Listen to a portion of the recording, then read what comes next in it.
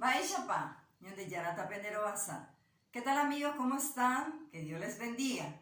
Hoy tenemos la última clasificación del complemento circunstancial. Quiero que me atiendan.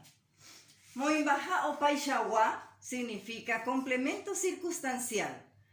Hoy les traigo oporomoinuva, que significa de compañía. Para identificar este complemento circunstancial de compañía, se debe hacer la siguiente pregunta. Mabandibepa, que significa ¿con quién? Tenemos la primera oración. Kame onse kuri karai kalondibe, que traducido quiere decir Carmen salió con Don Nicolás. Sujeto, kame. Verbo, onse kuri.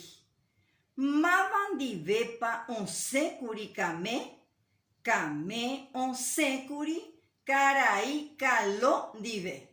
Karai kalondibe, complemento circunstancial de compañía.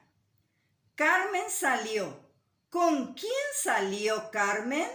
Carmen salió con Don Nicolás. Con Don Nicolás, complemento circunstancial de compañía. Nos vamos a la segunda oración. Boehara ojo isdive, que traducido quiere decir la profesora fue con su madre. Sujeto, boehara. Verbo, ojo. Mama divepa ojo boehara. Boehara ojo isdive. Isdive, complemento circunstancial de compañía. La profesora fue. ¿Con quién fue la profesora? La profesora fue con su madre. Con su madre, complemento circunstancial de compañía.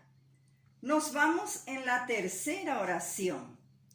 Pe mitan oñembosarai yawandi, que traducido quiere decir ese niño juega con su perro.